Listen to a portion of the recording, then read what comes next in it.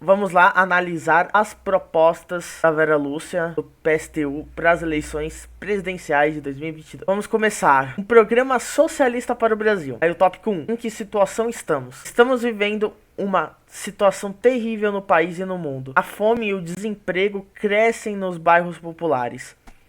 45 milhões de pessoas passam fome nesse momento. 20% da população brasileira. Mais da metade, 55% do povo brasileiro, sofre de insegurança alimentar. Ou seja, não tem segurança se vai poder comer no futuro próximo. Dados da Rede Brasileira de Pesquisas em Soberania e Segurança Alimentar e Nutricional. Existem milhões de trabalhadores sem emprego ou com empregos informais, sem saber como garantir comida para sua família. A precarização do trabalho é uma expropriação dos direitos básicos dos trabalhadores, como o trabalho regular, férias, 13º, aposentadoria. A uberização é uma espécie de escravidão moderna, trazendo a miséria e a insegurança mesmo para os empregados. Não existe mais nenhuma segurança dos trabalhadores em relação ao futuro, menos ainda para os jovens. Eu vou comentando, né, agora um pouco. Realmente existe a pesquisa, né, que sobre a questão da insegurança alimentar, né? Eu inclusive tive uma matéria na Unila, né? Para quem não sabe, é uma universidade federal lá de Foz do Iguaçu, que falava só sobre isso, né? Sobre soberania e segurança alimentar, né? Onde há muitas pessoas que ou não, simplesmente não comem, né? Ou comem de uma maneira qualitativamente muito precária, de certa forma, né? O que isso quer dizer, né? Que a pessoa tem uma ilusão de que ela tá comendo, mas a qualidade nutricional dos alimentos, a qualidade nutricional desses alimentos é bastante pobre, né? No sentido, né, de muito baixo, enfim. Você já deve ter visto notícias assim em relação à mudança de composição do leite, a questão do queijo, né? Tudo que envolve laticínios, né? Derivados do leite, a própria alimentação, né?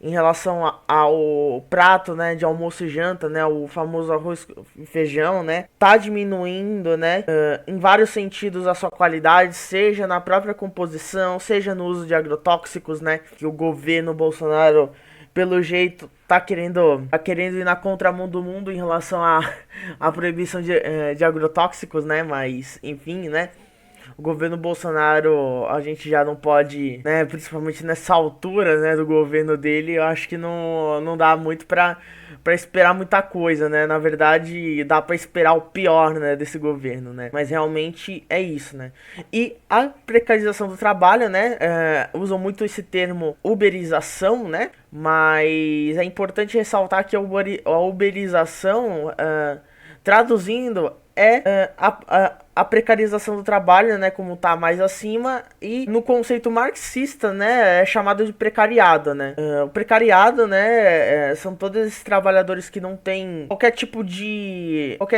estabilidade, né, no seu trabalho, né. Um trabalho muito volátil, aí ficou muito famoso pela questão dos aplicativos, né, como o iFood, Uber, Rappi, mas também os próprios produtores de conteúdo, né. Eles são uma espécie de precariado, né, já que não tem você trabalha, né, pra uma empresa, né, no meu caso, YouTube, né, ou Twitch, né, como essa live tá sendo transmitida, e você não tem qualquer tipo de contrato de trabalho, enfim. Então, assim, em relação a isso, assim, pelo menos uma análise breve é dessa forma. Mas vamos continuar lendo as propostas da Vera Lúcia do PSTU, né?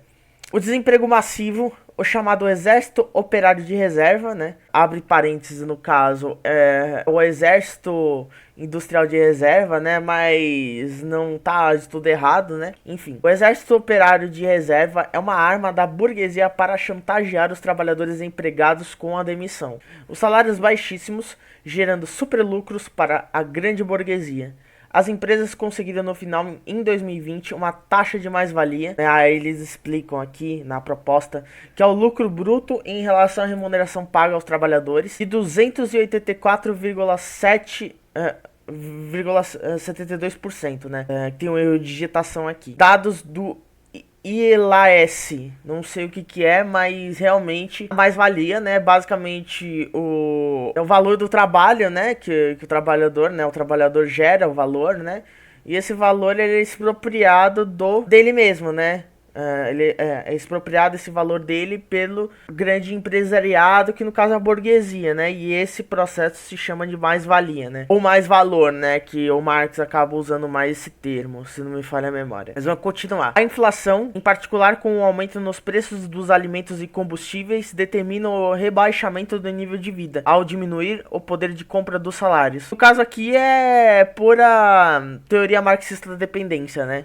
Mais tarde talvez eu detalhe esse processo. Esses são sinais de barbárie na situação dos trabalhadores, produtos do capitalismo. A pandemia matou 600 mil pessoas em números oficiais. Na realidade, muito mais. São mães, pais, esposas, esposos, filhas e filhos. 130 mil crianças ficaram órfãs na pandemia. Perdas irreparáveis que ficarão como cicatrizes para sempre de 2 anos de genocídio capitalista. Bolsonaro atrasou conscientemente a vacinação para impor a contaminação massiva, com a morte dos mais frágeis e chegar assim, pelo genocídio, à imunidade de rebanho, né? Além disso, garantiu uma corrupta manobra de superfaturamento das vacinas. E realmente isso aconteceu, né? Os números oficiais, né, entre aspas, da pandemia com certeza são muito mais, né? Porque teve muita subnotificação, né, dos casos, principalmente no começo da pandemia. E eu acredito que nesse patamar que a gente tá agora, né? No caso eu tô gravando dia 31 de agosto, eu facilmente já passa de 1 milhão, assim, 1 milhão de pessoas. Mas vamos lá. A origem da pandemia tem a ver com uma agressão ao meio ambiente feita pelas grandes empresas, com a ruptura do equilíbrio ecológico pela exploração das florestas. O último relatório do IPCC, o painel intergovernamental sobre mudanças climáticas, indica que a temperatura da Terra foi elevada em 1 grau na era industrial capitalista, correndo o risco de ultrapassar 1,5 graus de 2030 a 2050. Isso significa que a exploração capitalista desenfreada aproxima o planeta de lesões irreversíveis ao meio ambiente, já se traduzindo nas mudanças climáticas que estamos vendo no caso, como secas, enchentes, ondas de altas temperaturas, etc. Tanto a pandemia como esse aumento da temperatura são sinais de barbárie crescentes no meio ambiente, também produtos do capitalismo. Mais crises econômicas virão, outras pandemias virão. A barbárie não é uma possibilidade futura. Já existem elementos da barbárie hoje que vão crescer ano após ano com a continuidade do capitalismo. E sim, eu acho muito interessante associar a questão do capitalismo, né, na proposta de governo com a questão ambiental, né, já que não dá para construir uma sociedade socialista e eventualmente comunista, né, se você não tá dando atenção devida com a questão do aquecimento global, por exemplo, né, das mudanças climáticas, que é um termo mais correto, né, que não envolve só aquecimento, né, mas envolve todo esse processo, né, de devastação, né, que a natureza acaba fazendo, não pela natureza em si, né, mas justamente pela ação humana, né, dentro desse sistema, né, que visa o lucro acima de tudo, né, acima da vida, acima da humanidade, de todo ser vivo, né, no caso, né. Então, a pandemia só foi um exemplo disso, na verdade. O capitalismo funciona ao redor do lucro das grandes empresas. Para reagir à queda na taxa de juros, o capitalismo reage aumentando a exploração dos trabalhadores e a degradação da natureza para elevar de novo os lucros, né. Aí isso me lembra inclusive a parte do aumento, né, da taxa Selic, o aumento dos juros, né, principalmente no caso de empréstimos para bancos, né, cada vez está aumentando ainda mais ao ponto da classe média, né, né, a chamada classe média, entre aspas, reclamar disso, né, então isso evidencia o tamanho do buraco que a população brasileira tá nesse momento, né? Por isso, não existe nenhuma possibilidade de humanização do capitalismo, como defendem os reformistas. Não se pode mudar a essência do sistema, e sim romper com ele. No caso, me lembra também a questão logo no começo do marxismo-leninismo, que teve a questão da internacional, que teve a separação né, de forma geral, assim, os marxistas, né, e os social-democratas, né. Rosa Luxemburgo fez um livro só metendo pau em um dos social-democratas mais famosos da época, né. Enfim. Vamos continuando essa bagaça aqui. A polarização social crescente leva a choques cada vez maiores entre revolução e contra-revolução em todo o mundo. A bronca dos trabalhadores e da juventude explode por vezes com grandes mobilizações, como aconteceu no Chile em 2019, nos Estados Unidos no ano passado, ou na Colômbia no ano de 2021. Está se acumulando uma revolta muito forte que muitas vezes não aparece na superfície. É o acerramento da luta de classes, né, no caso. A burguesia reage com mais repressão e golpes, ou ainda com respostas democráticas, entre aspas, né, eles colocarem entre aspas, de alternativas burguesas ou reformistas como Biden, Fernandes, da Argentina, Castillo, Peru, e Lula. Para canalizar essa revolta para o terreno sem saída das eleições, essas alternativas, entre aspas, né, uma vez no poder, se demonstram novas decepções para os trabalhadores. No Brasil, a insatisfação está aumentando fortemente contra o governo Bolsonaro, que, apoiado por esse Congresso, passou a boiada, atacando duramente os direitos dos trabalhadores com a reforma trabalhista e da Previdência. Na verdade, é um erro temporal aqui, porque na verdade as reformas trabalhista e da Previdência foi do Michel Temer, né? Michel Temer, né, para quem ainda não lembra, né, do nosso vampirão aí, foi o cara, né, que era vice da Dilma, né, teve toda a articulação, não só dele, mas do Centrão, né, junto com a burguesia nacional e internacional, de certa forma, para tirar a Dilma, né, num processo de golpe, né, um processo de golpe parlamentar, para ele assumir e assim passar todas as contra-reformas, né, a reforma trabalhista da Previdência foram as principais, né, assim, de certa forma, né. E além do próprio teto de gastos, né. Mas muita gente associa, né, que é algo do Bolsonaro, né. Mas não é do Bolsonaro.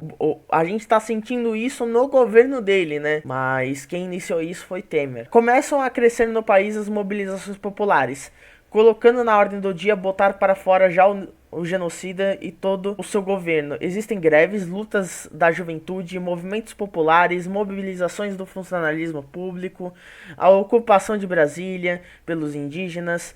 Muitas dessas lutas são freadas pelas burocracias sindicais da CUT e Força Sindical. Concordo, né? Concordo plenamente com isso, né? Justamente porque o grande problema disso em relação à parte da CUT e Força Sindical é que dentro do movimento sindicalista, né, eles acabaram, né, isso, assim, 30 anos pra cá, né, eles foram cada vez mais sendo reformistas, né. Alguns sindicatos, eles nasceram com uma proposta radical e eles deixaram de ser radicais com o tempo, né.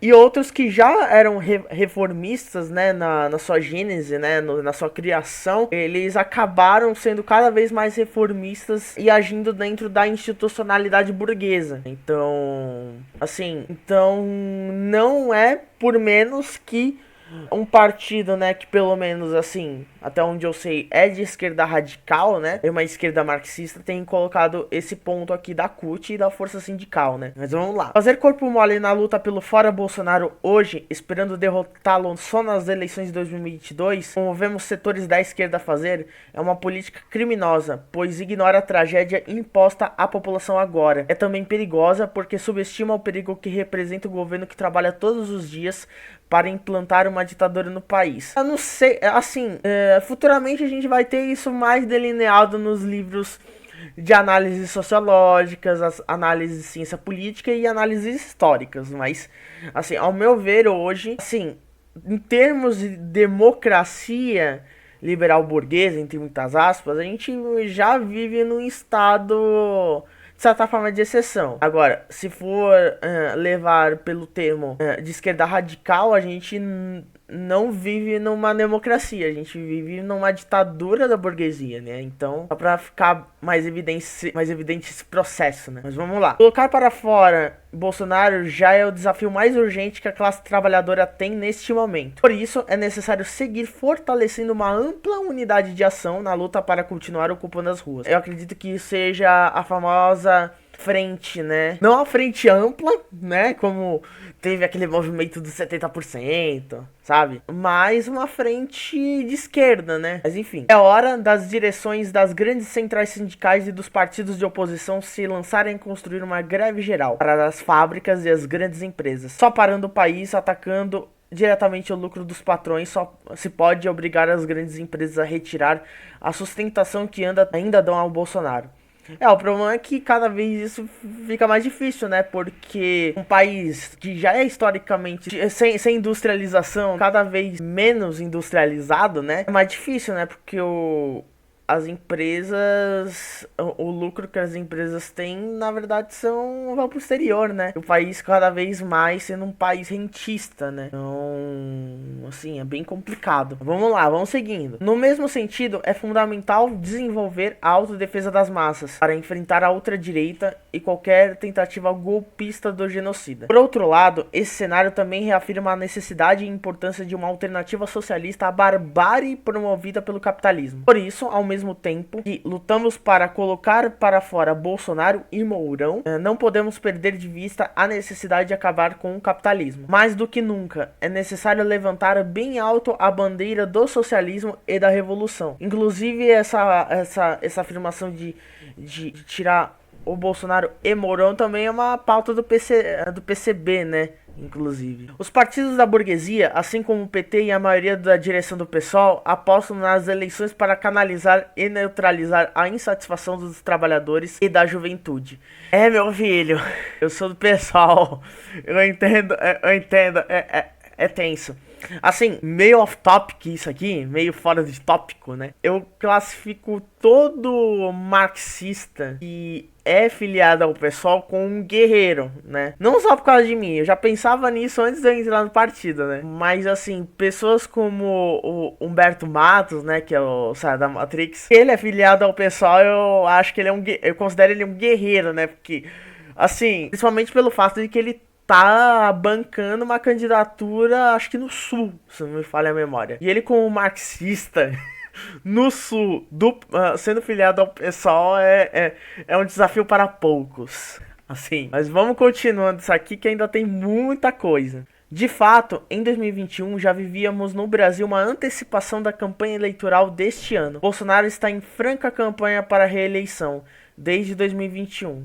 Obviamente, né? Porque a única coisa que não acontece é o TSE, né? Torrar a paciência do Bolsonaro juridicamente. Mas, enfim, né? Teve 2018 e o TSE não fez nada, né? Imagina agora, né? Mas vamos lá. Setores do empresariado buscaram viabilizar uma via de centro, ou terceira via. Na outra ponta, a direção do PT apresentar Lula como a candidatura de uma frente ampla com a burguesia contra Bolsonaro. A terceira via, né, que a mídia encampou, até dizer chega, né? Teve Sérgio Moro, teve Dória, teve, sei lá, tem um monte de gente. Agora, pelo jeito, é a Tebet, né? Mas, dentro da minha análise, eu posso até fazer um vídeo à parte só sobre isso. Dentro da minha análise, eu acho que o Lula tá cada vez sendo mais desenhado como o candidato da burguesia, né? O candidato da vez da burguesia, né? Principalmente da burguesia internacional. Mas vamos lá, vamos seguindo aqui. Sabendo que Lula e Bolsonaro não são as mesmas coisas, Bolsonaro defende a implantação de uma ditadura no país e não